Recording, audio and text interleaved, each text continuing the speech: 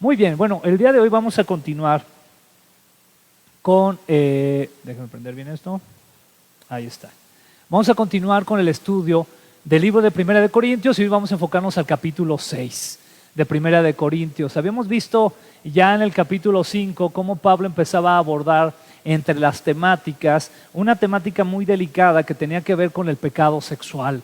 Sin embargo, aquí también, en este caso, Pablo, en el capítulo 5, vimos cómo empezó a hablar de la disciplina de la iglesia, es decir, cómo va a haber situaciones que a veces se van a dar en las cuales se tiene que incurrir en una disciplina, en una manera en que podamos nosotros bendecir a la iglesia, ¿verdad? Y había cosas muy, muy fuertes en el capítulo 5, como por ejemplo, cuando nos menciona que cuando algún hermano de la iglesia está viviendo en una situación de pecado, y una situación consciente de su parte, una situación de la cual él no se quiere arrepentir, una situación de la cual él quiere seguir con ese estilo de vida, recuerda qué nos dice la Escritura que debemos de hacer.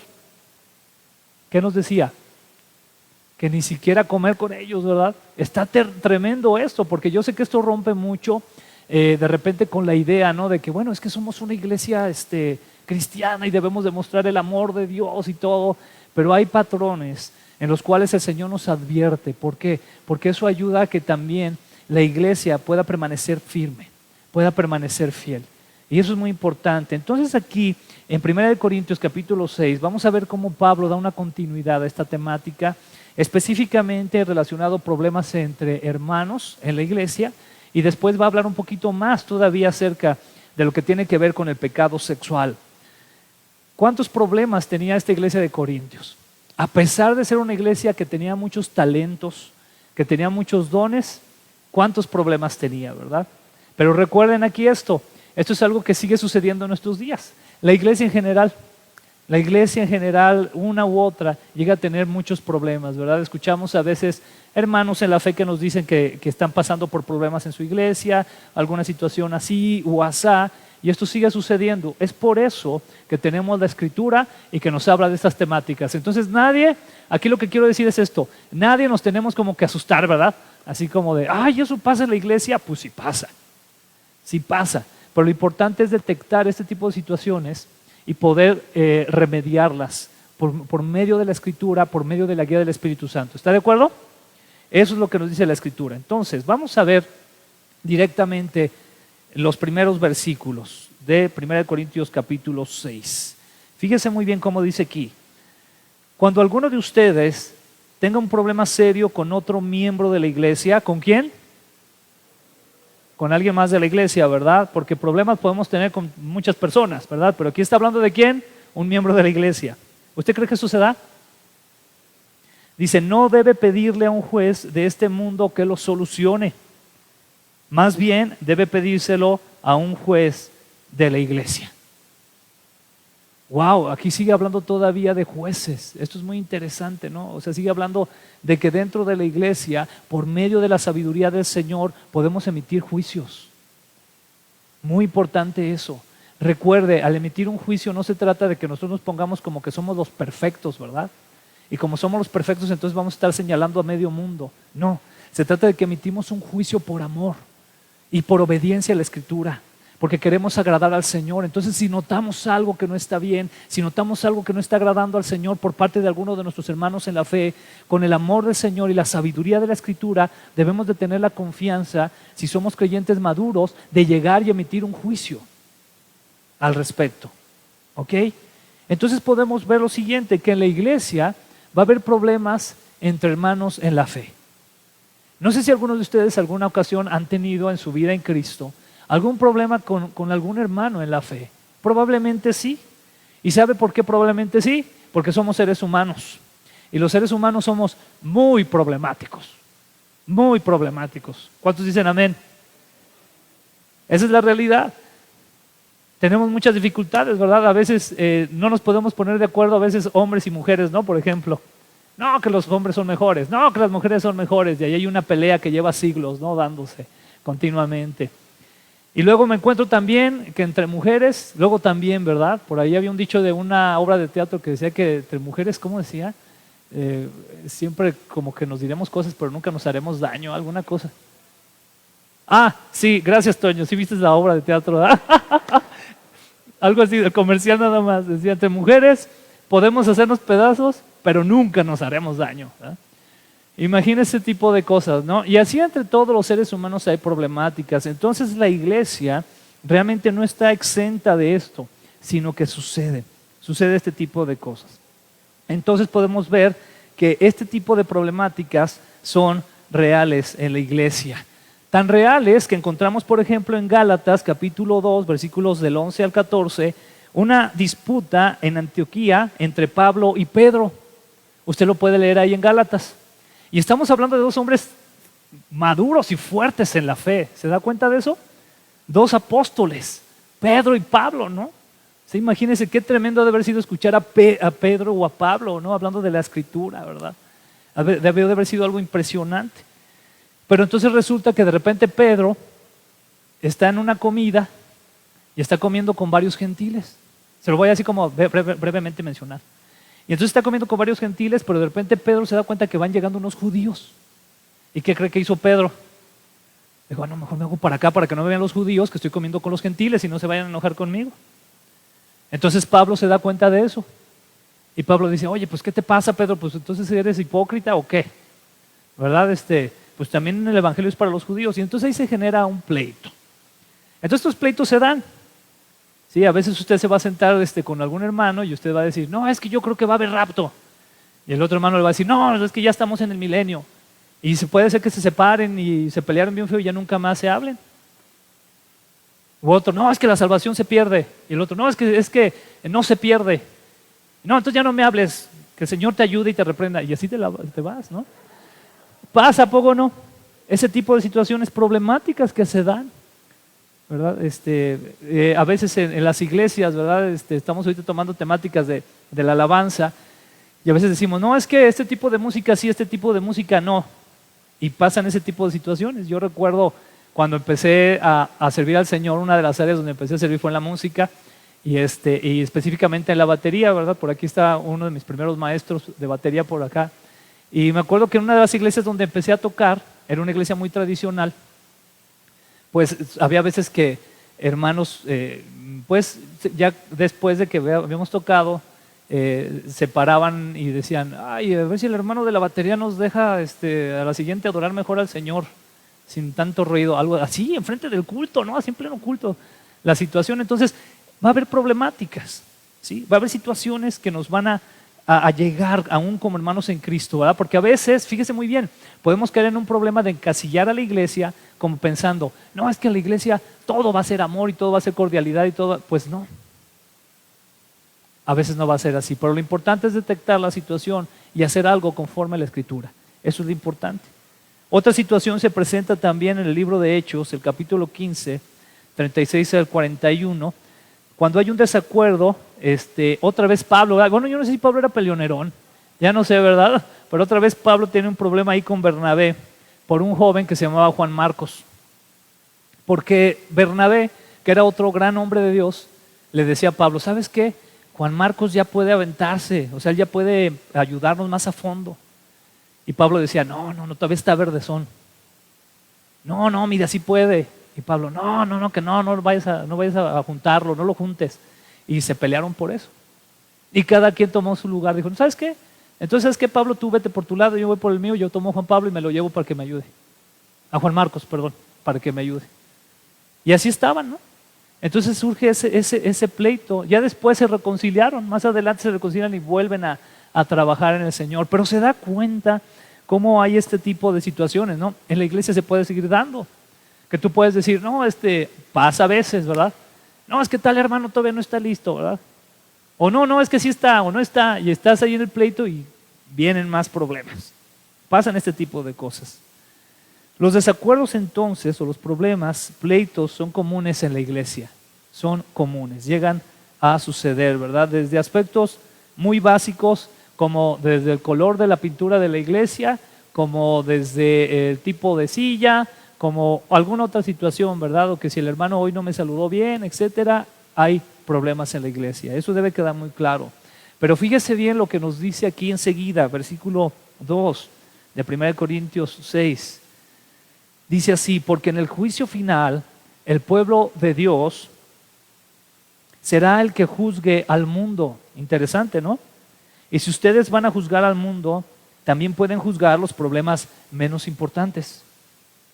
Si vamos a juzgar a los ángeles mismos, con mayor razón podemos juzgar los problemas de esta vida. Entonces, si llega a haber un malentendido entre algún hermano o entre algunos hermanos, nosotros de alguna manera debemos de intervenir para que exista una solución ante ese problema. Que realmente de alguna forma podamos nosotros darle un buen fin a esa situación que se pueda dar.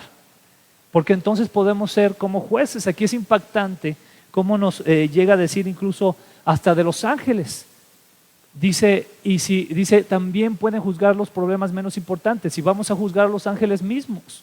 Muchos teólogos se refieren que vamos a juzgar a aquellos ángeles que fueron desobedientes delante del Señor. De lo cual el libro de Judas nos habla más al respecto también. Nos habla de ángeles que desobedecieron, que deshonraron a Dios. Incluso nos habla de ángeles que están hasta encarcelados. Eso es algo tremendo. Pero aún en ese momento, de alguna forma, Dios nos va a dar un lugar para hacer un juicio sobre ellos. Eso está interesante, ¿no? Imagínense. Entonces, en este sentido, al hablar de que somos jueces, podemos ver lo siguiente: podemos juzgar los problemas menos importantes. Es que me enojé porque el hermano en la iglesia había reunión de oración y se le olvidó avisarme a mí. Le avisó a todos, pero a mí no me avisó. ¿Han escuchado ese tipo de problemáticas? Y entonces el hermano ya se siente ofendido porque piensa que ya lo excluyeron. Y a lo mejor en el momento en el que estaba a punto de en el WhatsApp mandar el mensaje, resulta que lloró el bebé, ¿no? Y tuvo que irlo a cambiar y ya se le olvidó. Y ya no lo puso. Sin embargo, hay una problemática. Y allí ese tipo de situaciones son las que llamaríamos situaciones menores. Pero ¿sabe qué es lo más triste? Que a veces ese tipo de situaciones menores hacen cosas tan grandes. Porque tomando este ejemplo, el hermano tal que no fue o que se sintió excluido, puede ser que nunca regrese a la iglesia. ¿Usted ha escuchado de cosas así? ¿O alguna vez se ha sentido así? Entonces son situaciones que se dan. Y ahí es donde nosotros debemos de intervenir y ser maduros para poder ayudar a los hermanos. Podemos juzgar los problemas de esta vida también. Cuando algún hermano tuvo algún otro tipo de problemática con alguien de la iglesia, puede ser que alguna vez algún hermano le prestó dinero a otro y el otro hermano no le quiera pagar.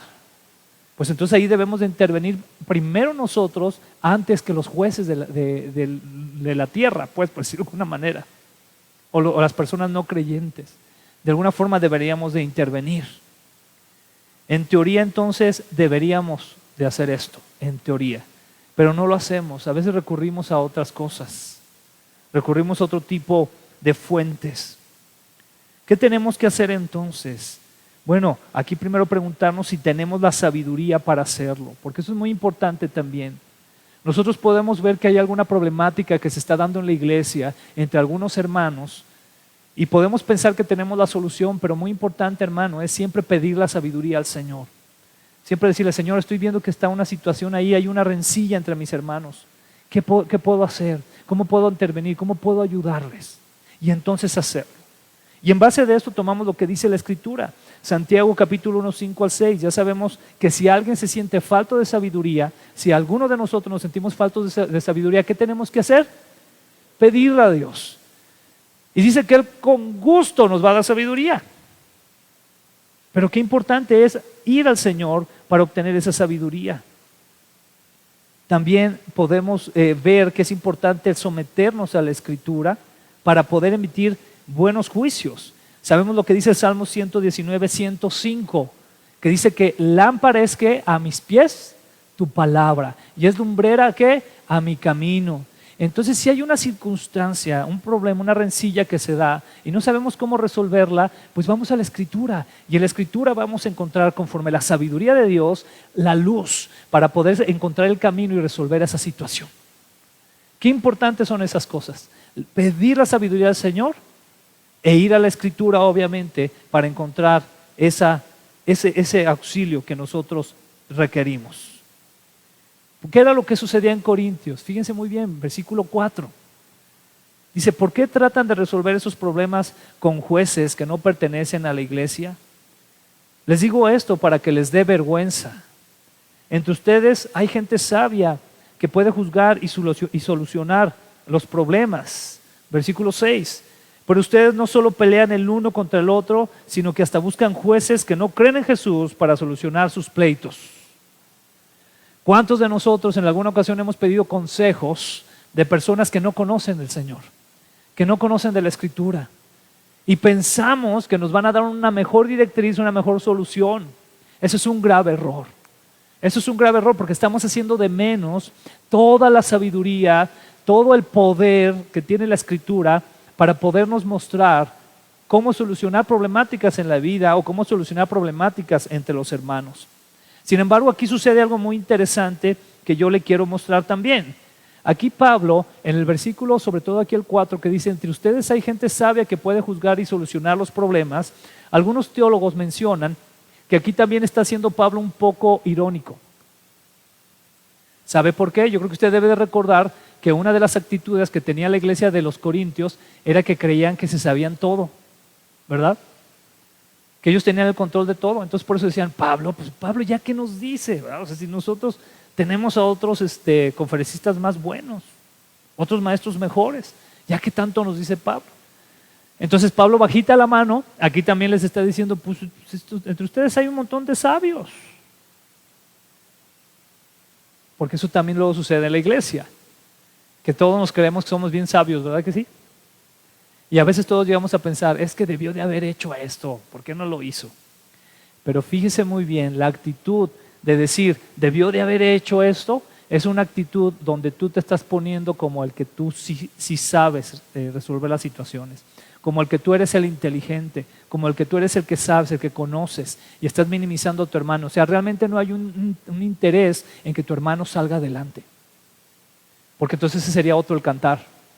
En vez de estar diciendo, debió de haber hecho esto, estarías de rodillas, Señor, muéstrale, ayúdalo, Señor, guíame, ¿cómo lo puedo bendecir? ¿Cómo lo puedo ayudar? Estarías con esa actitud y no con la actitud de deberían de. Y sabes que es muy triste que en la iglesia abunda este tipo a veces de actitudes.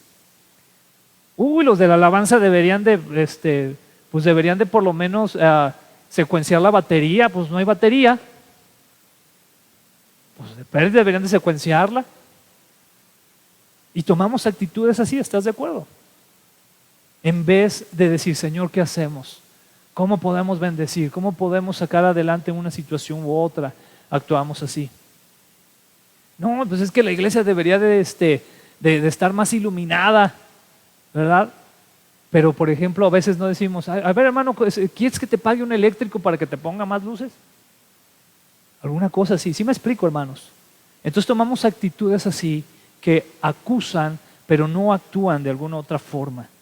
Pero entonces aquí nos dice, voy al versículo 6, pero ustedes no solo pelean el uno contra el otro, sino que hasta buscan jueces que no creen en Jesús para solucionar sus pleitos. ¿Está listo para lo que sigue? Buscamos a veces armonía fuera de la fuente de toda sabiduría. ¿Quién es la fuente de toda sabiduría? ¿Y dónde está expresada esa sabiduría que ahorita nos concierne como seres humanos? ¿Dónde está expresada? En la palabra de Dios. Sin embargo, a veces vamos a cosas como esta, ¿verdad? Que les platicaba la otra vez. No estoy en contra, o sea, no quiero aquí yo satanizar esto, atención, ¿ok? El problema es cuando buscamos esto por encima de la palabra.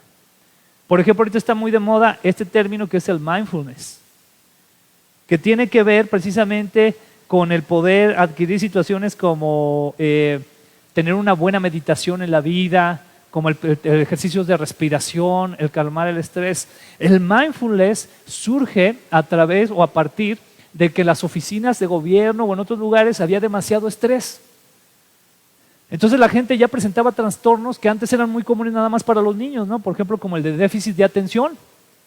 Ahora también ya hay déficit de atención de adultos. No lo puedo creer. Que están haciendo un oficio y de repente están así. Ya están, quién sabe. Sí, está sucediendo. ¿Y sabe qué es lo más triste? Que incluso ya se están prescribiendo recetas psiquiátricas de medicamentos para eso. Entonces imagínense, ¿verdad? O sea, tenerse que tomar una pastilla para poder hacer un oficio. porque tu mente anda desvariada, ¿no? Cuando a lo mejor, si tú estuvieras orando, estuvieras buscando al Señor, estuvieras confiando en Él, creyéndole, porque atención hermano, confiar en el Señor no solamente decir confío en Él, es ponerlo en práctica. Porque ¿cuándo vas a confiar en el Señor? Pues cuando pase una cosa que te haga desconfiar, entonces es donde debes de confiar. Cuando tengas incertidumbre, ahí es donde debes de confiar. Claro que no vas a confiar cuando todo esté bien, pues ahí que confías.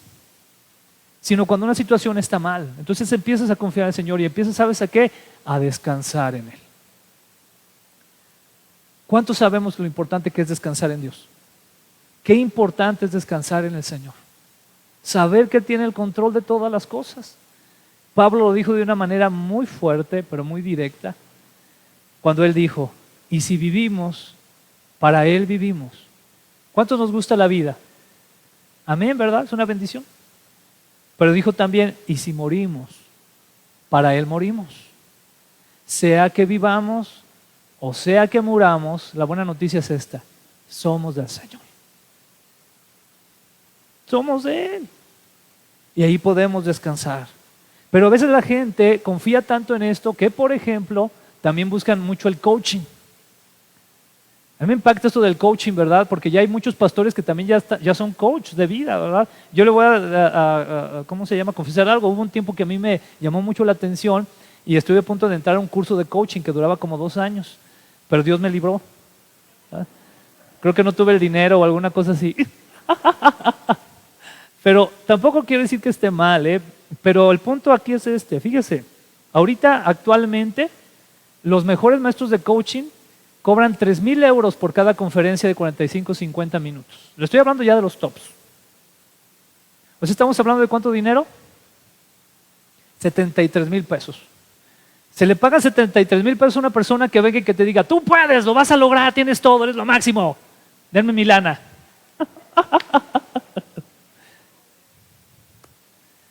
¿Sí? O sea, imagínate, ¿verdad?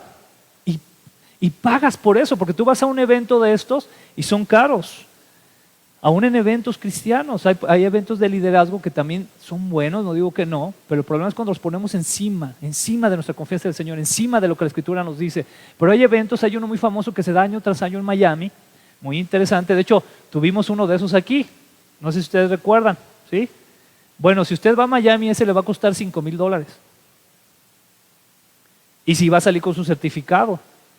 Y el certificado ya va a constatar que usted es lo máximo en el mundo. O sea, cuando usted salga con su certificado ya usted lo puede, todo, ¿verdad? Es algo interesante. Pero desgraciadamente a veces buscamos respuestas así en este tipo de cosas. Y repito, no es que esté mal. Tú puedes buscar algo de mindfulness, a nadie le va a hacer mal, por ejemplo, aprender a relajarse poquito, ¿verdad? O a nadie le va a hacer mal, por ejemplo, también el sentido del coaching, el poder desarrollar sus habilidades, el encontrarlas, ¿no? El decir, bueno, yo soy bueno para vender, pues voy a desarrollar esa habilidad. Yo soy bueno para los deportes, lo voy a desarrollar, está bien. Pero cuando toda tu confianza está ahí se convierte en idolatría. Porque estás confiando más en eso que en Dios, en lo que el Señor te está pidiendo, te está diciendo que tú hagas. Y es así donde cuando continuamos con lo que dice Corintios, el versículo 7 dice, en sus peleas, porque se estaban peleando ahí entonces ellos, los únicos que salen perdiendo, ¿quiénes son? Ustedes mismos. Vale más ser maltratado y robado que robar y maltratar. Pero ustedes hacen lo contrario, se maltratan y se roban entre ustedes mismos. Cuando nosotros tenemos conflictos como creyentes en la iglesia, nos estamos maltratando a nosotros mismos, y no solamente esto, sino que estamos dejando un mal testimonio. ¿Sabe qué es lo que llegan a pensar luego las personas de fuera acerca de nosotros? Cuando ven eso, dicen, no, mira, pues tanto que hablan de que Jesús y que el amor de Dios y todo, y mira, pues, lo pasan peleándose. Y si esto lo contrastamos con lo que la Escritura dice en relación a cómo nos van a conocer, ¿cómo nos van a conocer? ¿Cómo van a saber que somos discípulos del Señor? ¿Qué dice la Escritura, hermano? En que nos amamos unos a otros. Dice, en esto conocerán que son mis discípulos, es decir, que me siguen, que están buscando mis enseñanzas, que me están viendo, ¿verdad? Que me están siguiendo, en que se amen unos a otros. Y aquí ellos estaban haciendo daño con eso.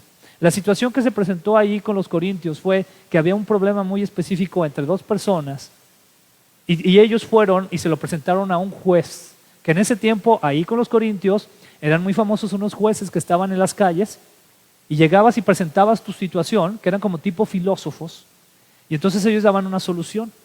Pues esas personas, en vez de buscar qué es lo que el Señor quería para resolver esa situación, fueron a buscar afuera. Y es lo que pasó aquí. Y eso fue algo que precisamente Pablo les dice que estaba mal. ¿Por qué? Porque entonces lo que sucede es que nos dañamos a nosotros mismos como un cuerpo. Y eso, aquí puse una imagen, ¿verdad? Esa foto se ve medio curiosa. Pero a veces así estamos. Con pleitos, ahí con divisiones, con situaciones que nos hacen deshonrar a Dios y nos hacen dar un muy mal testimonio. Y eso está muy mal, pero no es lo único a lo que se va a enfocar Pablo. Y entonces, fíjese muy bien, en este contexto de pleitos, Pablo aprovecha para de una vez sacarles la lista a los corintios. ¿Está listo para lo que sigue? Amén. Aquí entonces Pablo dice, bueno, aquí estoy iniciando, a él les va también lo demás. Dice el versículo 9 y 10. No se dejen engañar. Ustedes bien saben que los que hacen lo malo no participarán en el reino de Dios. Me refiero a los que tienen relaciones sexuales prohibidas, a los que adoran a los ídolos, a los que son infieles en el matrimonio, a los afeminados, a los hombres que tienen relaciones sexuales con otros hombres, a los ladrones, a los que siempre quieren más de lo que tienen, a los borrachos, a los que hablan mal de los demás y a los tramposos. Ninguno de ellos participará del reino de Dios. Pablo menciona esto porque este tipo de cosas se estaban dando dentro de la iglesia. Y porque la iglesia de los Corintios estaba en un ambiente lleno de este tipo de situación. Y aquí es importante que analicemos lo siguiente. Nos habla del reino de Dios. Cuando nosotros escuchamos la palabra del reino de Dios, muchas veces la sobreespiritualizamos. Espero no me malinterprete. Pero escuchamos reino de Dios y ¿qué nos imaginamos? Unos edificios muy brillantes en medio de las nubes, ¿a poco no? El reino de Dios, y vemos así ángeles volando de aquí para allá. Pero el reino de Dios se refiere al gobierno de Dios, la manera de gobernar de Dios. ¿Cómo es que Dios gobierna? ¿Cómo es que Dios quiere, una vez que viene y Él es tu Señor? Te tengo una noticia, Él te quiere gobernar. Él te quiere gobernar. Entonces entramos a esa dinámica donde hay un nuevo estatuto, hay nuevas leyes que tenemos que seguir y que están en la palabra de Dios, y esas leyes son parte del gobierno de Dios, amén. Ese es el gobierno de Dios, pero ¿qué hacemos nosotros? Nos queremos salir del gobierno de Dios. Y muchas veces cuando nos salimos del gobierno de Dios, hermano, vienen multas a nuestra vida. Y cuando vienen las consecuencias y las multas a nuestra vida, ahí sí estamos después, Dios, ¿por qué permitiste esto? Pues porque tú te fuiste por ahí. Por eso, porque Dios te decía, no mientas. Dios decía, no mientas, hijo, por favor. Mira, te voy a decir algo, hermano, en el amor del Señor. Si Dios te dice no mientas y tú decides mentir, ¿Dios va a seguir siendo Dios? Sin duda. Si Dios te dice no robes y tú robas, ¿Dios va a seguir siendo igual de poderoso? Claro que sí. Al que le conviene no hacerlo es a ti. A ti te conviene no mentir, a ti te conviene no robar, a ti te conviene no adulterar, no fornicar, a ti te conviene. Dios va a seguir siendo Dios. Es más, te voy a poner de esta manera. Esto va a sonar muy duro, amén, pero bueno, quiero ilustrarlo de esa forma. Si una persona va al infierno o va al cielo, Dios va a seguir siendo Dios. Ese es su gobierno. Entonces él habla del reino de Dios, el gobierno de Dios. Y aquí te debes de preguntar como cristiano, ¿qué es ilegal en el reino de Dios? ¿Qué nos impide participar en él? Porque si tú no estás yendo conforme al gobierno de Dios, entonces estás haciendo cosas ilegales en el gobierno de Dios y no estás participando de manera correcta, es decir, no estás siendo un ciudadano, un buen ciudadano en el reino de Dios. Y no me quiero referir aquí a que las obras, amén, sino me quiero referir a que si viniste a Cristo es porque estás recibiendo su señorío. Más adelante lo va a expresar también Pablo. Y entonces ahí es donde viene la lista.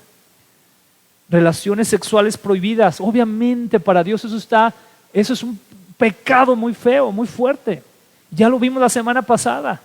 Hoy lo vamos a recalcar al final. Pero ya vimos que el que tiene pecado sexual contra su propio cuerpo está pecando. Es el que más daña a su propio cuerpo. Nos habla de la idolatría. Recuerde que la idolatría no solamente es que tú tengas un santo en tu casa y le pongas una veladora, ¿verdad? No. También quiere decir cualquier otra cosa que pongas antes que Dios. Puede ser una afición a algo, puede ser un deporte, puede ser un hábito, cualquier cosa, puede ser una persona. Cualquier cosa que tú pongas antes que Dios, eso es idolatría. Eso es idolatría. Infidelidad en el matrimonio. ¿Cuánto daño hace la infidelidad en el matrimonio? Sin duda. El homosexualismo del que se habla tanto en la actualidad y que la Escritura lo deja tan en claro, que es algo que el Señor aborrece. La Escritura dice, varón y hembra los creó. Pero se ha ido distorsionando. Y es una de las cosas que el enemigo ha usado tratando de traer confusión a la vida de los seres humanos, de hombres y de mujeres. Y que cuando nosotros vemos el libro de Romanos, el capítulo 1, nos damos cuenta con claridad que las personas decidieron hacer un lado al Señor, renunciar a Él y vivir conforme a sus propias pasiones. Y entonces Dios dice, Dios los entregó a eso, como diciendo, ¿eso quieren? Eso hagan entonces. Pero tuvieron que pagar la retribución a eso. El robo. Muchos de nosotros decimos que no robamos, ¿verdad? Pero a veces nos robamos el internet o nos robamos tiempo del trabajo. El alcoholismo. Qué gran problema es el alcoholismo. En México, en Latinoamérica, bueno, yo creo que en casi cualquier lugar, pero hay países muy remarcados donde el alcoholismo es un gran problema que rompe, termina matrimonios, divide familias, destruye a hijos e hijas. Es un problema muy fuerte que se da. A veces como creyente a ti te pueden decir, oye, pues una cerveza te puedes tomar o una copita de vino. A lo mejor tú puedes hacerlo en tu conciencia, pero estamos en un lugar donde es una problemática tan fuerte que por testimonio y amor a los demás, la verdad es que debemos de evitarlo. Porque tú no sabes que a lo mejor tú te estás tomando una cerveza y el de al lado tiene grandes problemas o tuvo grandes problemas con el alcohol y lo vas a hacer caer. Cuidado con eso. La avaricia, hermano. Querer más, siempre más, que nunca estás satisfecho con lo que tienes. Quieres más, no estás, no es suficiente. A veces pensamos, a veces se habla mucho, por ejemplo, no, pues es que estamos en un país tercermundista y pues estamos re mal, ¿verdad? Así hablamos así. ¿Cuántos nos hemos puesto en esa postura? ¿Verdad? Y luego nos queremos ir a vivir ya mejor a otro país, ¿verdad? Y todo. Bueno, pasa, ¿no? Pero se nos olvida que según, por ejemplo, la UNESCO, la ONU, dependencias de esa magnitud, dicen que en la actualidad una persona se considera de un estatus social alto o que es afortunada, pues en ese sentido, por el hecho de tener agua en su casa y un piso de cemento. Ese es el estándar, hermano. Hay miles de millones de personas que no tienen eso en su casa. Hay muchas personas que tienen que caminar horas para poder tomar agua. Hay muchas personas que viven en cuevas o en la tierra, ¿no? Hay mucha pobreza. A mí me impactó la otra vez enterarme que hay millones de niños en México que son vulnerables a la pobreza y a la violencia. Qué terrible situación. Y a veces tú y yo nos agüitamos porque no tenemos el carro del año. Pero tenemos un carro, ¿no? O tenemos transporte, tenemos camiones, taxis. O nos agüitamos porque decimos, ay, no, no tengo nada, ¿verdad? Y estás en tu cama con tu cobija y tu techo. Sí, hermanos, tenemos tanto por qué agradecer al Señor, pero la avaricia es un gran problema que a veces tenemos. El chisme también, ¿verdad? ¿Cuánto nos gusta el chisme, verdad? O sea, alguna cosita así ya nos anda por ir a platicar a alguien. Ay, ya te enteraste, pero te digo para que oremos por él. Por eso lo dices, ¿verdad? Pero estás preocupado y quieres hacer ahí cadena de oración y ya le dijiste a todos tus contactos, ¿verdad? Para que todos oren. Qué terrible situación. Y los estafadores y tramposos, ¿verdad? También habla de esta parte tan terrible, estafar. ¿Cuánto cuidado debemos de tener de eso, verdad? Yo quiero decir con mucho cuidado, ¿verdad? Pero que una vez sucedió en la iglesia que llegó una persona que aparentemente tenía mucha necesidad y pues tratamos de ayudarlo, pero al final de cuentas estafó con una camioneta nueva a uno de los hermanos de la iglesia. Imagínate, qué terrible situación. Ese tipo de situaciones se dan dentro de la iglesia. Pero fíjate, aquí Pablo les dice así, fíjate lo que va a decirles, les dice versículo 11, y algunos de ustedes eran así.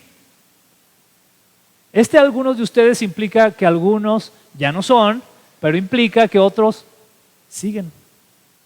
Algunos de ustedes eran así, pero Dios les perdonó esos pecados. ¿Cuántos damos gracias a Dios que nos perdonó esos pecados? Dice, los limpió y los hizo parte de su pueblo. Todo esto fue posible por el poder del Señor Jesucristo y del Espíritu de nuestro Dios. Fuimos perdonados de todas estas cosas, porque esa listota que tú viste, en varias de esas cosas estuvimos metidos. Y Dios nos perdonó. Y no nada más nos perdonó, sino que nos hizo ¿qué? Parte de su pueblo. Y eso es un gran privilegio que tenemos. Es algo que debería de llenar nuestro corazón de gran manera. Te voy a leer la versión traducida de lo que es la versión de Message. Esa versión se me hace muy de nuestros tiempos. Te lo voy a leer así, dice así: ¿no te das cuenta de que esta no es la forma de vivir? Las personas injustas que no se preocupan por Dios no se unirán a su reino. Aquellos que se usan y abusan unos de otros, usan y abusan del sexo, usan y abusan de la tierra y todo lo que hay en ella, no califican como ciudadanos del reino de Dios. ¿No califican como? Varios de ustedes saben por experiencia de lo que estoy hablando, porque no hace mucho tiempo estaban en esa lista. Desde entonces, Jesús nuestro Maestro, nuestro Mesías y nuestro Dios, presente en nosotros, el Espíritu les ha limpiado y les ha dado un nuevo comienzo. ¿Cuántos dan gloria a Dios? Pero entonces queda claro ahí, no hay de otra, hermano, es muy sencillo entenderlo. Si tú no estás viviendo bajo el gobierno de Dios, entonces no eres un ciudadano del gobierno del reino de Dios. Así de sencillo. O estás siendo un mal ciudadano, pues. Qué importante es que lo podamos comprender para dar gloria al Señor y para bendecirnos unos a otros. Versículo 12, vamos al versículo 12, dice así. Y aquí tiene que ver con esta situación, ¿verdad? De los pecados o los hábitos en los que a veces podemos caer, aún como creyentes. Dice, algunos de ustedes dicen, soy libre de hacer lo que yo quiera. Claro que sí, pero no todo lo que uno quiere conviene. Por eso no permito que nada me domine. También dicen, la comida es para el estómago y el estómago es para la comida. Claro que sí, pero Dios va a destruir las dos cosas. En cambio, el cuerpo no es para que lo usemos en relaciones sexuales prohibidas. Vuelve a hablar de eso. Al contrario, debemos usarlo para servir al Señor Jesús, pues nuestro cuerpo es de Él. A veces hablamos mucho de eso, ¿verdad? Como creyentes, ¿no? Que decimos, pues es que era algo que me pedía mi ser, mi cuerpo. Pero es que no tiene que dominarte. Si tú estás en el Señor, si estás esforzándote en Él, si estás confiando en Él, no tiene por qué dominarte. Y es lo que aquí trata de decir Pablo. Aquí Pablo no está diciendo que no vas a tener ciertos deseos o ciertos anhelos. ¿A poco no los tenemos todos? Pero debes de dominarte en el Espíritu de Dios, con la ayuda del Señor. Recuerda, cuando vienes a Cristo no es que te conviertas así como en un super ser, que ya no vas a tener necesidad de pecar. No, es más, al contrario, el diablo va a estar más ahí, va a estar ahí buscando que caigas, va a estar tratando de meter piedras, va a estar tratando de meterte el pie para que caigas. Pero entonces debes de confiar en el Señor y saber que entonces tú puedes, con la ayuda del Señor, frenar eso. frenar eso. Lo voy a decir con un ejemplo muy claro, amén. Varios de los hombres casados que estábamos aquí, ¿a poco en más de una ocasión no te han temblado las piernas cuando has visto a alguna otra mujer, alguna compañera del trabajo, alguna cosa así, que vino vestida muy sexy, lo que sea? ¿A poco no te han temblado las piernas? Porque si no te han temblado, pues yo creo que eres de palo. Por eso no quiere decir que tú te dejes dominar, hermano. Esto entiéndeme, hermano, te lo digo porque me quiero poner en tu canal, amén, en nuestro canal. O sea, yo no quiero decir aquí como, no, cuando viene una compañera así, yo luego pienso en las predicaciones de R.C. Sproul. Digo, sí estoy, ¿no? O viene a mi mente, tu fidelidad, o sea, no. Debes de esforzarte, ¿verdad? Decir, Señor, ayúdame, ayúdame. Porque van a venir situaciones así. Se os va a poner de otra manera, ¿verdad? Hermanas, ¿están listas?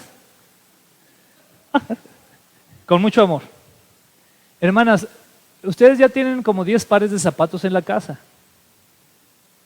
¿verdad? Pero resulta, ya me están viendo feo algunas, ¿verdad? Perdón.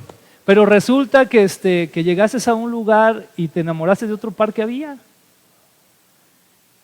No lo necesitas. Y dos por uno, y bueno, buen fin, ¿verdad? Todavía. Y no lo necesitas. No lo necesitas porque tienes 10 pares en tu casa. Es más, de esos 10 tienes 2 que ni te has puesto. Pero tú dices, no, es que tengo que comprarlo. ¿Eso no es avaricia? Es avaricia también, ¿verdad? Entonces, ¿qué debes de hacer, hermana? Señor, ayúdame. ¿O no? ¿Sí? Y son ejemplos así muy básicos, ¿verdad? Pero son cosas que tenemos que hacer. Entonces aquí nos tenemos que preguntar, hermano, ¿al cuerpo lo que pida? Porque eso es lo que da a entender aquí Pablo, ¿verdad? O sea, al cuerpo le tenemos que dar lo que pida. Dice Efesios 5, 18 al 20, dice así: no se emborrachen, pues perderán el control de sus actos. Más bien, permitan que sea el Espíritu Santo quien los llene y los controle. ¿Quién los tiene que llenar y controlar? Cuando se reúnan, canten salmos, himnos y canciones espirituales. Alaben a Dios, el Padre, de todo corazón y denle siempre gracias por todo en el nombre de nuestro Señor Jesucristo. Esto lo dice la versión TLA, pero quiero leerles también, traducida al español, la de Message. ¿Qué es lo que dice? Dice así: no beba demasiado vino, eso abarata tu vida. Bebe el Espíritu de Dios, grandes tragos de Él. Canta himnos en lugar de beber canciones. Canta canciones de tu corazón a Cristo. Canta en alabanza sobre todo. Cualquier excusa para un cántico a Dios. ¿Te fijas cómo lo relaciona aquí? Cuando vemos aquí el contexto realmente de por qué dice Pablo, primero que no bebas mucho vino, y después dice que cantes, es porque, a ver, dime una cosa, ¿qué es lo que hay más en una reunión donde hay tragos? ¿Qué hay? Música, ¿no? Y empiezan a salir las de Javier Solís y las de no sé quién tanto, gente por ahí, ¿verdad? ¿Sí o no? Y todo el mundo empieza a alegrarse. Bueno, unos se alegran y otros se agüitan, unos se enojan. O sea, es una situación muy gruesa eso del vino, ¿verdad? De la borrachera. Hay borrachos tristes, hay borrachos alegres, que nunca te dicen un chiste, pero cuando se emborrachan te dicen como 1000, ¿verdad? Otros borrachos que siempre los ves tranquilo, pero ya cuando se emborrachan quieren pelearse con medio mundo. ¿Sí o no? Y hay este ambiente. Entonces, aquí, fíjense qué interesante, cómo Pablo aquí trataba de decirles, en vez de que se metan en esa cosa, estén cantando, mejor piensen en atributos de Dios y mejor cántenle a Él. Cántenle a Él. Y dice aquí la versión de Message me encanta, dice cualquier excusa para un cántico a Dios. A veces pensamos, ¿verdad? No, es que los cánticos deben de ser así y así y así. Hermano, cualquier excusa para cantar y adorar a Dios está bien. Si tú quieres hacer un canto de la alabanza para agradecerle por la sopa de fideo que te comiste, está bien. ¿Tú crees que Dios va a decir, no, eso yo nunca lo escribí en la Biblia, ¿por qué me agradeces por la sopa de fideo? O sea, no, Dios no te va a decir eso, hermano. Si nace de un corazón honesto, de un corazón agradecido, ¿tú crees que Dios te va a decir eso? No, o sea, no lo va a hacer. Pero entonces aquí lo importante es el dominio del Espíritu Santo en nuestras vidas. Qué importante es, por lo tanto, orar. Qué importante es adorar. Qué importante es empaparnos de la palabra para tener la voz del Espíritu Santo en nuestras vidas. ¿Cuántos dicen amén? Eso es muy importante que lo tengamos. Versículo 14 dice así: y así como Dios hizo que Jesucristo resucitara, así también a nosotros nos dará vida después de la muerte, pues tiene el poder para hacerlo. ¿Cuántos lo creemos? Versículo 15: ustedes saben que cada uno de ustedes forma parte de la iglesia, que es el cuerpo de Cristo. No está bien que una parte de ese cuerpo, que es la iglesia de Cristo, se junte con una prostituta. Aquí está hablando otra vez también de esa situación tan enfocada que tenían los corintios hacia las cosas sexuales. Y eso tenía que ver mucho, hermano, porque era parte de la cultura, aún de la religión. Los templos que tenían eran templos donde trabajaban prostitutas, y parte de la liturgia religiosa era que los hombres iban y contrataban una prostituta, tenían relaciones sexuales, y eso era su adoración a sus dioses. Y entonces a veces los creyentes todavía querían seguir mezclando esto. Qué terrible situación. Dice enseguida versículo 16: pues al tener relaciones sexuales con ella, se hacen un solo cuerpo con ella. Así lo dice la Biblia, los dos serán una sola persona. En cambio, quien se une al Señor Jesús, se hace un solo cuerpo espiritual con Él.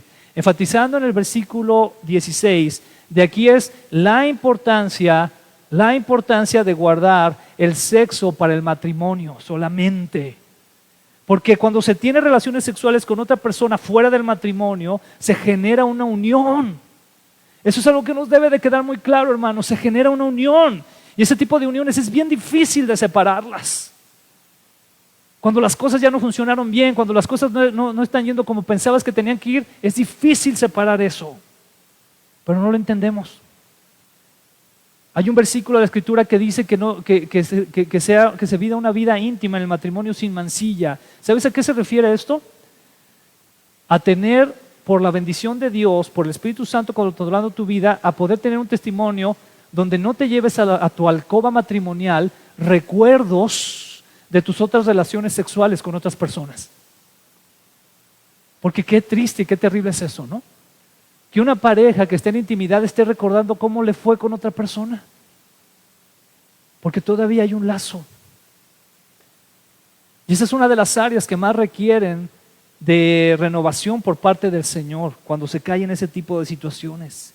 Por eso dice el versículo 17: en cambio, quien se une al Señor Jesús se hace un solo cuerpo espiritual con Él. Esposas, ustedes más que confiar en su marido, deben de confiar en el Señor Jesucristo. Esposos, ustedes más allá de esperar tanto de su esposa, deben de esperar del Señor Jesucristo. De Él es quien debemos de tener más esa unión, y a partir de esa unión vamos a bendecir a nuestra esposa, o van a bendecir a su esposo. Eso va a suceder. Versículo 18, vemos cómo Pablo sigue siendo tan enfático. ¿Ok? ¿Qué dice enseguida? No tengan relaciones sexuales prohibidas. Ya quién sabe cuántas veces lo ha dicho, ¿ah? ¿Por qué cree que lo diría tanto? Porque algo estaba pasando muy feo. Entonces está Pablo otra vez, y mire, le repito, y le repito. Como cuando tu mamá te dice, ¿verdad? Hijo, mira, y cuando te vayas a la escuela, te comes tu lunch a las 10, hijo, Y ya, ¿verdad? Y luego ya vas caminando a la puerta, hijo, y no se te olvide comerte tu lunch a las 10.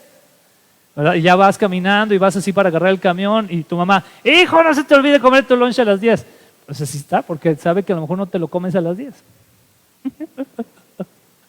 Qué importante es eso, ¿no? Entonces hace lo mismo Pablo: no tengan relaciones sexuales prohibidas. Ese pecado le hace más daño al cuerpo que cualquier otro pecado. El cuerpo de ustedes es como un templo, y en ese templo vive el Espíritu Santo que Dios les ha dado. Ustedes no son sus propios dueños. Quiero que repitas esto después de mí, y no es por hacer coaching, pero quiero que repitas esto después de mí para que te quede muy claro. Amén. Quiero que repitas esto después de mí. Si tú eres un creyente, si tú eres un hijo de Dios, por la gracia del Señor Jesucristo, quiero que repitas esto después de mí. Yo no soy dueño de mi propio cuerpo. Amén. El dueño es Él. Él es el dueño. Porque tú fuiste comprado, tú y yo fuimos comprados por Él. Y no fuimos comprados para llegar y pensar que el Señor, o sea, ya soy cristiano, entonces como llegué a Cristo, entonces Dios ahora sí me tienes que cumplir todo lo que quiera. No, hermano, aquí la cosa es diferente. Aquí la cosa es, ya vine a Cristo por su gracia, Señor, ¿en qué te puedo servir? Soy tuyo, te pertenezco. Soy tu esclavo. No nos gusta esa palabra, ¿verdad? Pero eso somos. Somos esclavos del Señor. Somos sus siervos. Quiero mostrarte una palabra que se utilizó mucho en ese tiempo y todavía en algunas partes de Europa se utiliza. Y es la palabra corintizarse o corintizar. Fíjate lo que quiere decir esta palabra. Dice, los griegos que no eran muy moralistas usaban la palabra corintizar para significar un modo de vida en extremo inmoral. Y se usaba la expresión muchacha corintia para referirse a una prostituta. Este es el contraste que debía verse en sus vidas y que debe verse también en las nuestras hoy, es decir, en la vida de los corintios y que se debe de ver en nuestras vidas hoy, ¿no? Entonces imagínate, por eso Pablo les hablaba lo que les hablaba, porque estaban en este tipo de vida.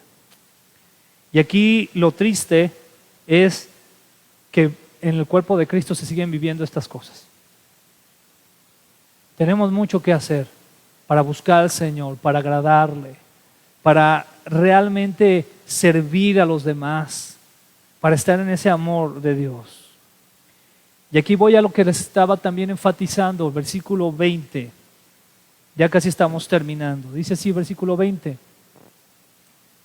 Cuando Dios los salvó, ¿cuántos somos salvos? ¿Amén? Dice, en realidad, ¿qué hizo el Señor? Los compró. Y el precio que pagó por ustedes fue, ¿qué? Muy alto. O sea, el Señor no pagó cualquier cosa por ti, hermano. Pagó lo mejor que podía pagar. ¿Sabes con qué pagó? Él mismo se hizo carne.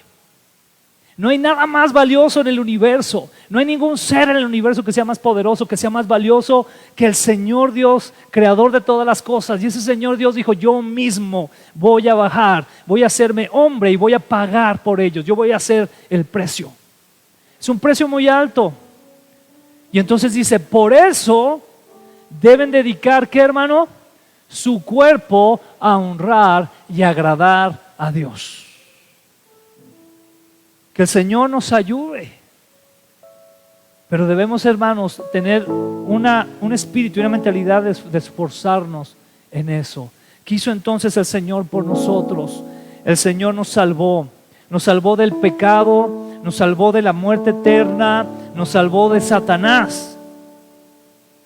El Señor nos compró. Pagó con la sangre de Cristo nuestra redención, un precio muy alto. Y es por eso que, como decía el versículo, debemos dedicar nuestro cuerpo, nuestro ser, que ya no es nuestro, amén, a honrar y agradar al Señor. Mateo 22, versículos 37 al 38 dice, Jesús le respondió, el primer mandamiento y el más importante es el que dice así: ama a tu Dios con todo lo que piensas y con todo lo que eres. Vamos a orar al Señor, ahí en su lugar, vamos a orar. Señor, gracias, Padre, gracias por tu palabra, Señor. Que cada día, Señor, tú en tu grande amor y misericordia nos hablas. Tú eres el Señor de la creación. Tú eres el que tiene en control, Señor, todo lo que conocemos y lo que no. Y tú en esa grandeza, en ese gran poder, has decidido, Señor, salvarnos, redimirnos, Señor, librarnos de la muerte eterna, librarnos del pecado, librarnos de Satanás. Señor, ayúdanos, por favor. Ayúdanos a amarte con todo lo que pensamos y con todo lo que somos, Señor. Que cada pensamiento, Señor, que llegue a nuestra vida busque agradarte a ti, Señor. Y si no es así, que tú con el poder de tu Espíritu Santo nos ayudes a desechar todo pensamiento que sea basura. Y también toda acción, Señor, ayúdanos, por favor, a desechar toda acción que no te agrade, Señor. Y poder esforzarnos cada día más con el poder de tu Espíritu a agradarte, Señor. A ser un cuerpo, una familia en Cristo, que en unidad te podamos honrar, pero que también en lo individual podamos recordar que somos templo del Espíritu Santo.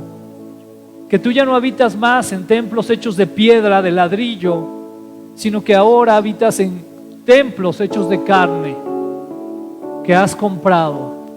Somos de tu propiedad, Señor. Ayúdanos, por favor. Te necesitamos mucho, Señor. En el nombre de Jesús. Amén.